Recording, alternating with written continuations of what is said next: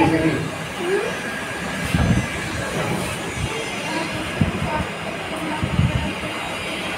Application of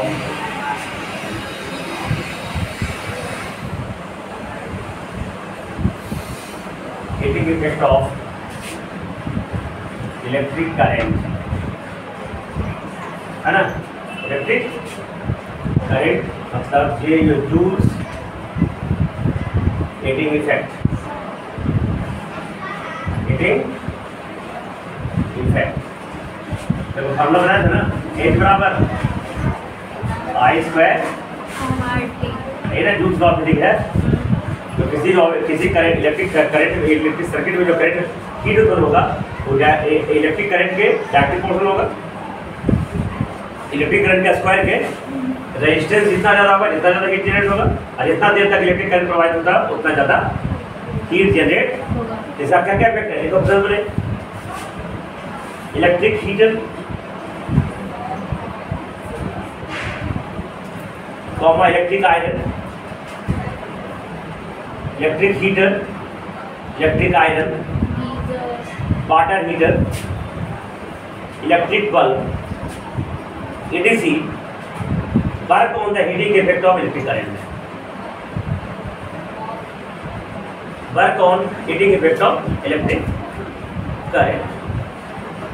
इसको देखो खुद ही लिख लेना बेटा, है ना, मैं समझाता हूँ। देखो ध्यान से देना। अगर इलेक्ट्रिक हीटर, हीटर मैंने रूम को गर्म करने वाला, रूम को गर्म करने वाला, ठीक है। तो उसमें क्या होता है, एक नाइक्रोम का एक कुंडली होता है। क्या होता है, नाइक्रोम का एक ऐसा स्प्रिंग जैसा एक कुंडली होता है, ठीक है।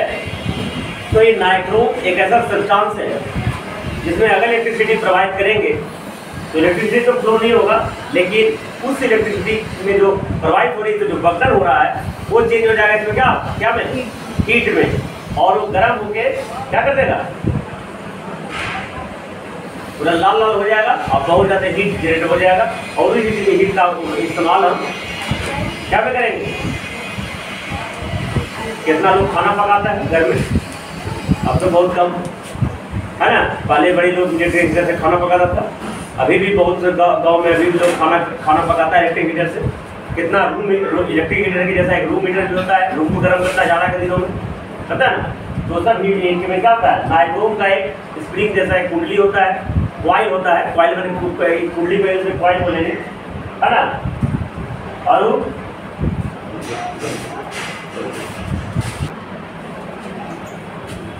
तो वह नाइक्रोम जो है गर्म होकर हीट हो जाता है, और वो हीट का उपयोग हम अलग अलग कामों में, खाना पकाने में, रूम को गर्म करने में और डिफरेंट पर्पज के लिए करते हैं।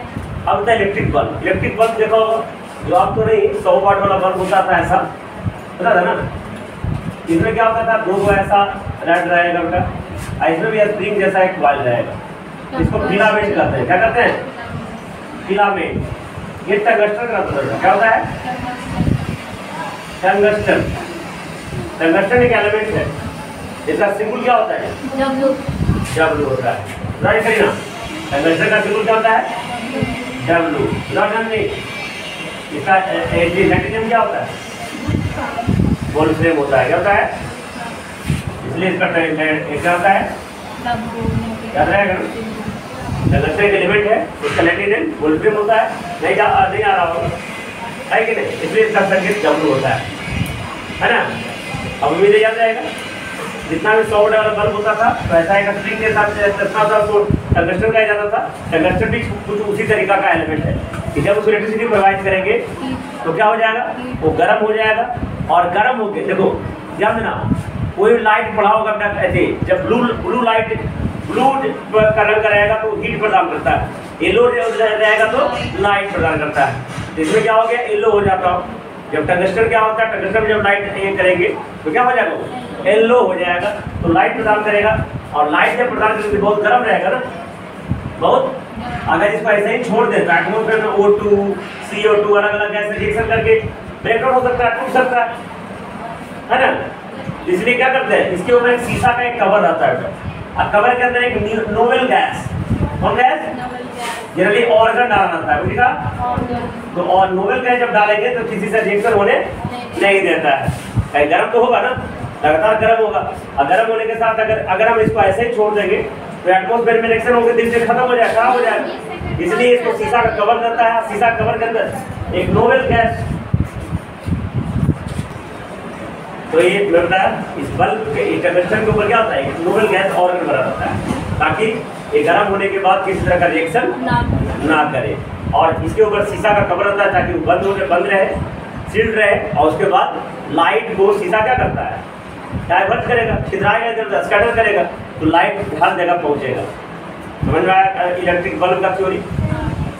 इलेक्ट्रिक हीटर का समझ में आया? मैक्रो का टूली रहता है, ठीक है। इलेक्ट्रिक आयरन देखो इस्त्री, इसमें कपड़ा इस्त्री करते हैं, उसमें भी एक और इस्तेमाल करता है माइका बेटा, अबरक, है ना, अबरक का इस्तेमाल किया जाता है।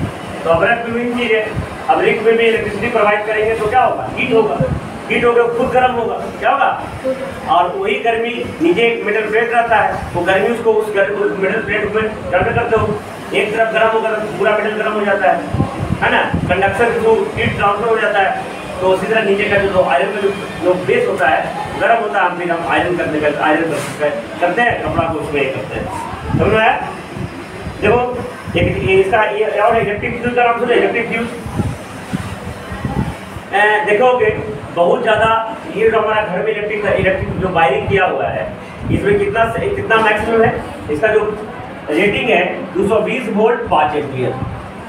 मैंने वायर, जितना भी वायर है, जितना भी तुम्हारा स्विच है, प्लग है, इलेक्ट्रिक अप्लायंसेज है, ये 220 वोल्ट तक ही सहन कर सकता है। 220 वोल्ट तक, अगर वोल्ट 220 से कम है तो तार गल नहीं रहा है, जैसे प्रूवर काम कर रहा है, करंट कितना होना चाहिए 5 एम्पीयर। लेकिन अगर किसी कारणवश इस इलेक्ट्रिक सर्किट में करंट 5 एम्पीयर से बढ़ गया या वोल्टेज 220 से 230 भी हो गया तो क्या होगा, हीट ज़्यादा जनरेट हो जाएगा। हीट क्या हो जाएगा? तो देखो जहाँ पे लाइन का कनेक्शन स्टार्टिंग होता है वहाँ एक फ्यूज इस्तेमाल किया जाता है, जिसे सेफ्टी फ्यूज कहते हैं। क्या कहते हैं? सेफ्टी फ्यूज कहते हैं।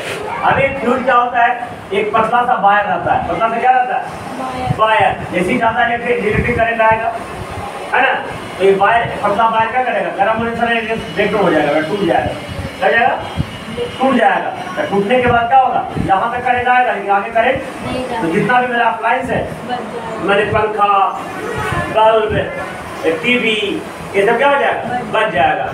लेकिन अगर ये सेफ्टी फ्यूज नहीं रहेगा तो करंट पास कर जाएगा ज़्यादा करंट, तो वहाँ पे सब अप्लायंसेस खत्म हो जाएगा, ब्रेकर जल जाएगा, डिस्ट्रॉय हो जाएगा, बर्न हो जाएगा सर्किट।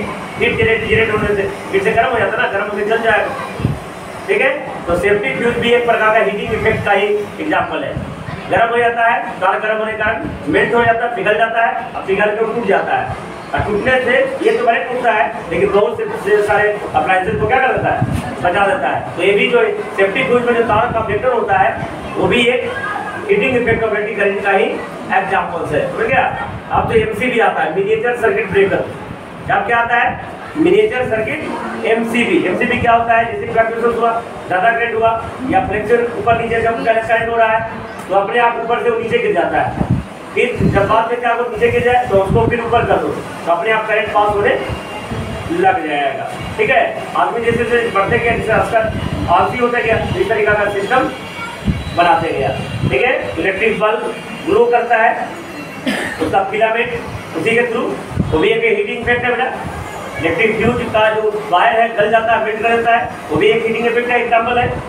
ये तुम्हारा electric heater, electric iron, water heater, ये सब भी हीटिंग इलेक्ट्रिक करंट के हीटिंग इफेक्ट पे भी काम करते हैं। गीजर देखो, बरसात यदि जाड़ा के दिन में गीजर हम लोग लगा लेते हैं और बस उसमें ऊपर से टंकी से पानी आता है तो क्या होता है, उसमें गर्म होता है, और गर्म पानी से हम लोग नहाते हैं तो जाड़ा में भी आप लोग स्नान करने से क्या होता है, मन शुद्ध हो जाता है, देह में जो गंदगी है पानी के सारे बाहर हो जाती है और अपने आप को तरोताजा महसूस करते हैं, समझ गए ना। अब लिखो बेटा इलेक्ट्रिक पावर लिखो, इलेक्ट्रिक पावर, इलेक्ट्रिकल पावर।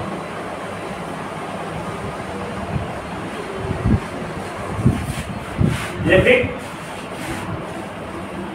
देखो 9th क्लास में पढ़े होंगे, रेट ऑफ लूइसबर्ग यूनिट पावर पढ़े हो ना, है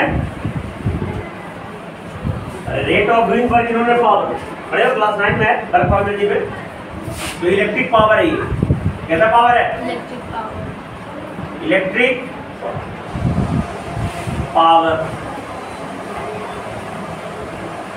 है ना, इसे वही लिख दो है ना। द रेट ऑफ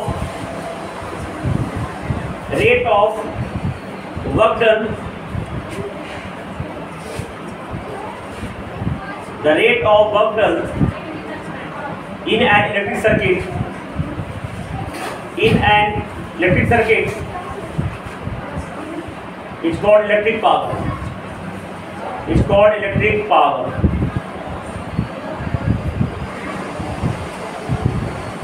एक और परिभाषा लिख सकते हो, अदर डिफिनेशन लिख लिख दो।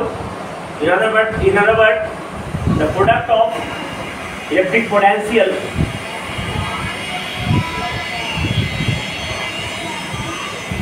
and electric current is called power. It's called power. देखो मैथमेटिकली ध्यान से देखना बेटा, बहुत इंपॉर्टेंट है।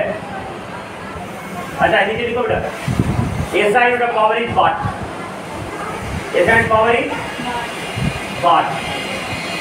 इसका यूनिट क्या होगा? W/T वाट। डिनोट करते हैं W से बेटा, बड़ा W, ठीक है। देखो bigger unit of power is kilowatt. Bigger unit of power is kilowatt KW।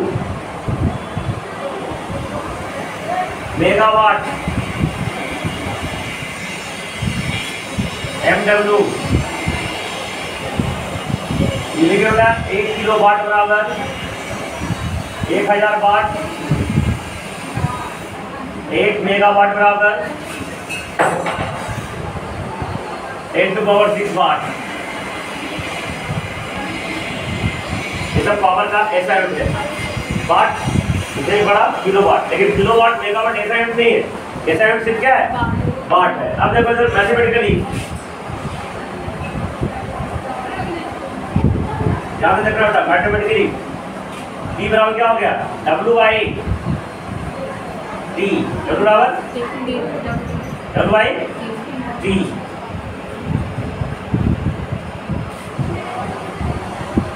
है ना, जहाँ P क्या हो गया? Electric power. W क्या हो गया बेटा? वर्क डन, है ना। T क्या हो गया? टाइम। ठीक है। अब देखो ये देखो कितनी ये क्या होता है? देखो W क्या होता है? DQ होता है क्या? W क्या हो गया? हम लोग क्या करते हैं? आवाज DQ बेटा में T दूसरा फॉर्मूला हो गया बेटा, है ना। अब देखो और भी बहुत सारे फॉर्मूला इसको होते हैं। यहाँ पे देखो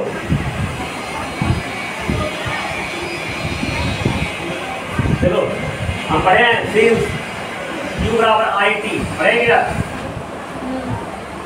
Q बराबर यहाँ से P बराबर क्या लिखेंगे? Q D और Q की जगह लिखो IT और बटा में TT, तो P बराबर VI।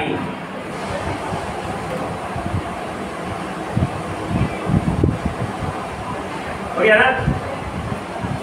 देखो P का कितना फॉर्मूला है। अब देखो बेटा यहाँ बाय ओम्स लॉ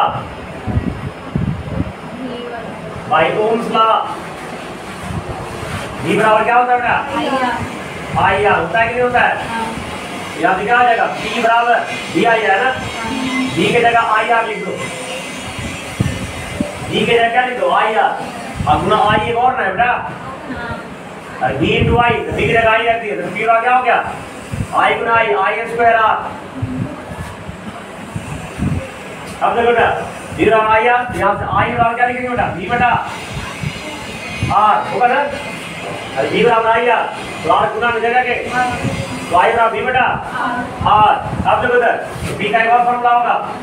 V बराबर देखो I की जगह V बराबर R कर दो तो V into V V by R, तो P का एक और फॉर्मूला रहेगा VS पर बाई R। देखो P का कितना फॉर्मूला है, तब देख लो अलग अलग ब्रैकेट में। तो वही टाइम लिखते P बराबर V इंटू आई, P बराबर आई स्क्वायर R, P बराबर VS पर बाई R, P बराबर W बाई T, है ना, P बराबर W बटा Q। पावर का तुम्हें इतना फॉर्मूला होगा, है ना, यूनिट पावर का वाट, क्या हो गया वाट। उम्र है जल्दी से जल्दी दो वाट, अब bigger unit kilowatt, megawatt, gigawatt, है ना, लेकिन ऐसा क्या होता है वाट। वाट अगर लिखो इलेक्ट्रिकल एनर्जी, इलेक्ट्रिकल एनर्जी,